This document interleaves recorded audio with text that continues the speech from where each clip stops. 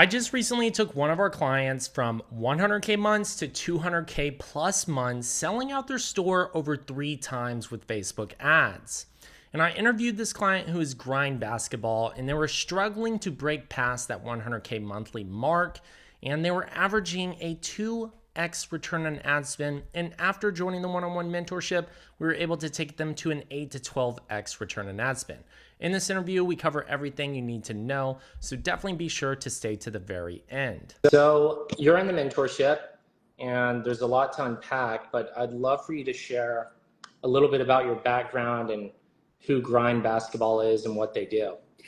So first I'm going to start off with Grind. My husband, he's the CEO of the company, and he basically created this portable basketball shooting machine that was never seen before on the market when he first got into it. And basically what it does is it captures your rebounds once you shoot the ball and passes it back out to you.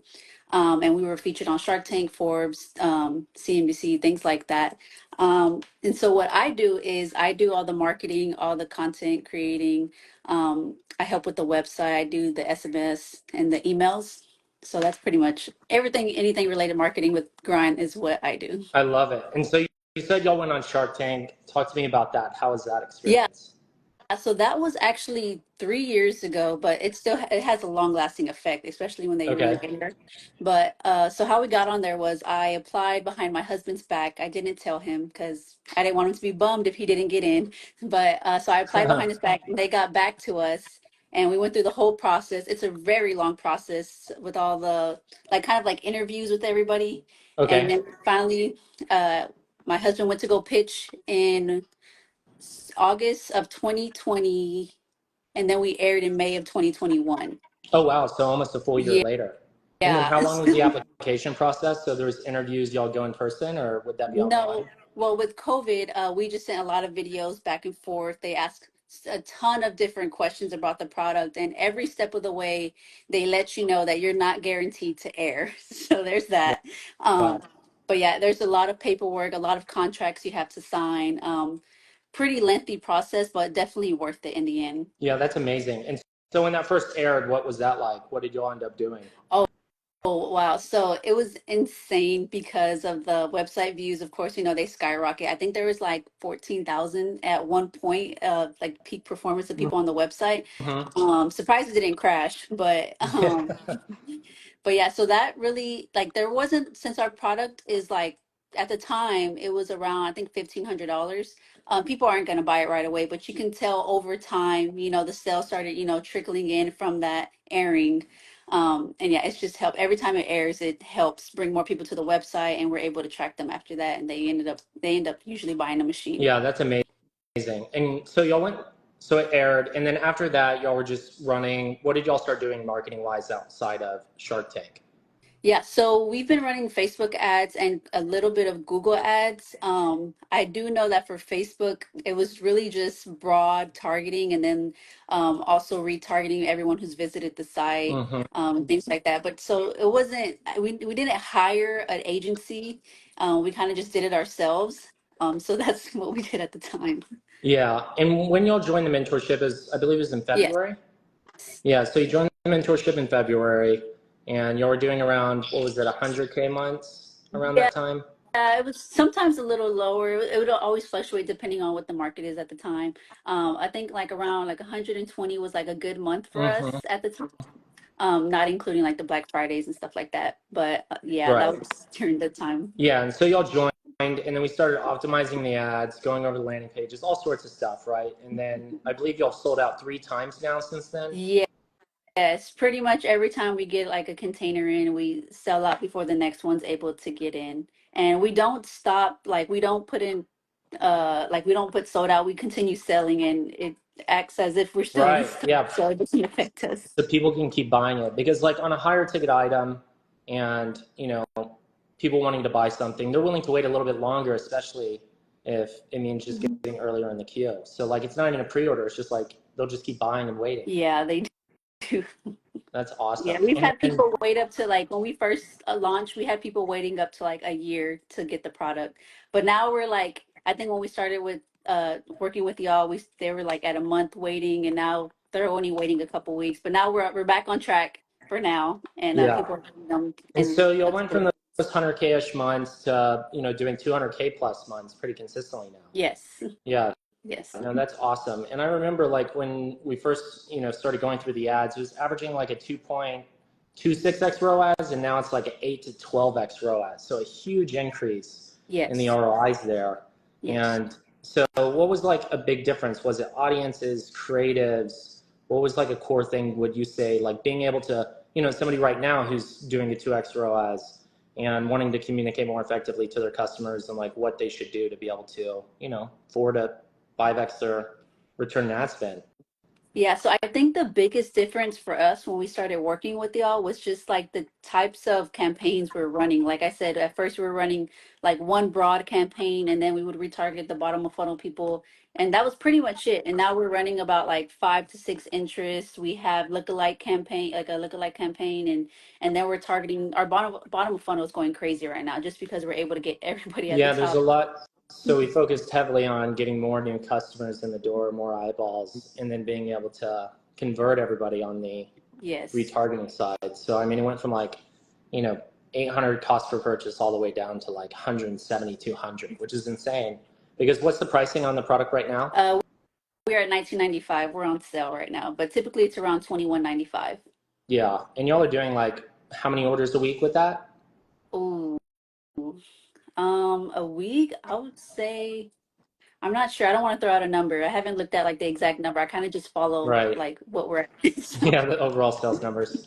Cool. Yeah. So, and then for the creative aspect, so y'all had a few creatives y'all running, but when we really went through the account, like we started, talking about, the video aspect, actually having, simple white backgrounds even of the actual product, right? Rather than just some lifestyle shots and incorporating those. yeah. And And I want to add like another, I think, game changer that you helped us with was like before we kind of used to follow like what the gurus were saying on TikTok and stuff, but like you made us realize, our product is niche. Like we don't have to follow what they're saying. Like our product is totally. different. And so like one thing that we did change was we've made our video ads longer to give them more information in one ad rather than having it super short and only giving them a little bit of information, just because we 100%. have a higher ticketed item. And so that really does help. Yes, I'm so glad you brought that up because like when you have higher ticket items or you have something that needs a little bit more information behind it, it's not just like your typical 15, 30, $50 product that's like, hey, this is lipstick, you can see what it is and buy. There's a lot more context that goes behind it. Like how does it work? How big is it? How long can it, how many shots can somebody do? All sorts of stuff, right? So you have to show all these different angles and a lot more educational content to really get somebody to understand what you're selling, especially if somebody's going to be spending, close to $2,000, right? So Yes. that's like a huge factor. And what I love is like what y'all are doing is like the videos on your landing page, right? A lot of people have very simple text information, but y'all have a lot of videos, showing how people are actually using y'all's product. Yeah, one thing we do like to show is that it can be used on any type of court, pretty much anywhere, indoors, outdoors, wherever. Yeah, no, that's perfect. And having those in ad angles, so many people forget to do that kind of stuff. And Hmm. like being able to demonstrate that in multiple different audiences, like you're going to see a much better, overall conversion rate. Yeah, the goal And for us is kind of just to get people to think like, oh, like that kind of looks like my court, and like then they can envision the machine being in their court. 100%. No, that's super valuable. And so like with higher ticket items, a lot of times people think they need a super high conversion rate to be able to get crazy sales. Like, under 1% conversion rate can be entirely normal if you're selling, thousand, 2,000, Hmm. $5,000 products, whether it's rings or what y'all are selling. And I know that, some of the tweaks on the landing page with the educational side makes improvements, and then you transfer that over to the ads, and then next thing you know, return on ad spend's going up. Hmm. And what has the scaling process been like so far? Yes.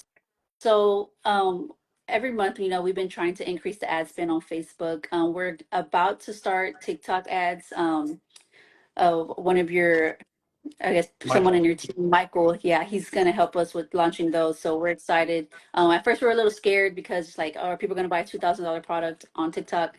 But we're gonna see how it goes. So super excited about that. We also have a few other small ticketed items, so those will probably do well on TikTok.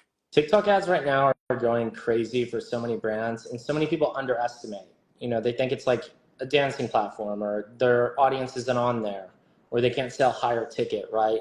And it couldn't be anything further from the truth. Like we had, a client that was selling seat covers that are like $200 to $300, and they're getting 6 and 7x return on ad spend on TikTok, selling to blue collar working males that are like 30 to 50 years old, like buying off of TikTok. Most people would never expect that audience to be there and buy, and it's definitely happening. So it's pretty crazy to be able to launch on there. So I'm excited for that avenue for y'all.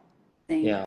And then we also have, other ways to store scaling is we're currently on Amazon. I've been on Amazon a couple months now, but we will be launching on Dix soon too. So that's being Nice. big for us. That's awesome. I love that. And talk to me about like payment plans versus people paying in full. Like, what's the breakdown there? Yeah, so I was actually looking at that a while back, but like a majority, I would say over 50% of our customers actually use our Affirm or Shop Pay. Over 50? Yes, Wow. yes. Okay. And then when I looked into it, I would think that most people would just go to where it has like zero interest, but no, like people are using like the full thing with interest on top of that to purchase the machine. I think it's crazy because I personally don't like paying interest, but it turns out like more, I think it was like uh it had like 73% of people who used the firm were paying interest on their payments, which I was Right. shocked to see. Yeah. I think a lot of people underestimate that as well. Like even on lower ticket items too, like having Affirm or Shop Pay or Afterpay, like these are big things, especially with like somebody who's doing $1 million per month. Around 40% of their sales were coming from being able to split up the payments with Affirm. So a lot of people do use that for bills or whenever they're trying to buy an item, they'll like spread out their payments and end up checking out. And if people don't have that, they're missing out on a big opportunity there for Yeah. sure. And it's easier for like customers to be able to go to the site and have options. Like the more options presented, the better for anyone to be able to check out immediately. Yeah, and I actually recently negotiated some terms with the firm to where we're actually now able to offer, before we were offering 6 months interest free, but now we're offering 12 months interest free as well to help That's give. amazing. So talk about that some more, because I think that's pretty interesting there. So because y'all are getting a bunch of sales through there and scaling up, you actually went directly to them. Yes, And yes, yeah. then you had a conversation where like, hey, we want to offer this to our customers. Anything you can do there? Yeah. So basically, we did give like a small, like a small percentage, but more than what we were, because they make money off of every time there's a transaction. And so we just upped that just a little bit, which honestly to us was just like a couple of dollars, like not that much to where it'll really affect us. But we're giving more people the opportunity to not pay interest, which will pretty much help them, purchase their machine. Because some people do look at it. Sometimes they'll message us and they'll be like, hey, like.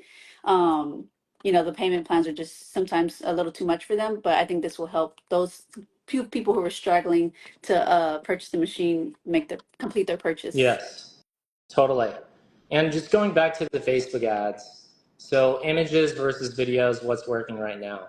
Yeah, so I was actually looking at that a couple of days ago, but our videos definitely perform much better, but our images are not bad. So, Yeah, but I think we had a couple of videos in the 30 ROAS just by like just those videos alone. 30x return on ad spend. Yes, on That's just amazing. video. And then images, they're still like around 8 to 12 ROAS, which is not bad. So, but the videos do perform a lot better for us because I think people are able to visually see like what the machine actually does rather than just looking at a machine and seeing the bullet points. Totally. Yeah, no, that's amazing. And so longer videos, having, educational content, being able to have multiple creatives included with images for retargeting as well. And then when we're scaling, what are the increments? Like, is it jumping up by 1,000 a day? Is it going up 100? No, for us, I believe we scale like 20% every couple of days. So it's only about like around 15 to $20 for us every couple of days, just depending on how the ads are doing. Totally. And that makes sense. And then special offers, do y'all do anything around that for holidays or anything related to that? Y- yes, we'll probably drop a couple of, usually we just drop images for those. And then sometimes we'll actually put them in each campaign, and that works for us. At first I would think, oh, you just drop them maybe at the bottom funnel, like no, Michael let us know, like no, just drop them in all of it and Yeah. it'll work. And they perform everywhere Yeah, too. they So perform great. A lot of people overanalyze that type of stuff. All right. So Father's Day, are y'all doing a Father's Day sale? No, we are not, because we currently we're just gonna keep our Memorial Days. Wait, was it Memorial Day that just passed? Yeah, our Memorial Yes, Day Memorial sale Day. throughout this month, and then we're gonna probably think of something creative to do for Fourth of July. Love it. Yeah. So like a lot of times it's either, picking specific holidays to do big offers so that way people don't get used to, discounting. Like a lot of people miss out on that or they try to do too many offers and then everybody's always expecting it or they don't do enough. So many people miss out on holidays. It's crazy because you can get way higher return on ad spend. It's way Oh more relevant and it gives the opportunity for like people who haven't seen, a price drop or anything like that yeah. to have the chance to actually buy if they've been on the edge and like seeing all the Yeah, ads. So so it's crazy you say that because for like Memorial Day, it's at the end of the month. And so it was a pretty slow month at the beginning of May. And we were kind of like scared a little bit. We're like, oh, like, like I hope this Memorial Day just pops off, the sale. And it went crazy. It right. went crazy.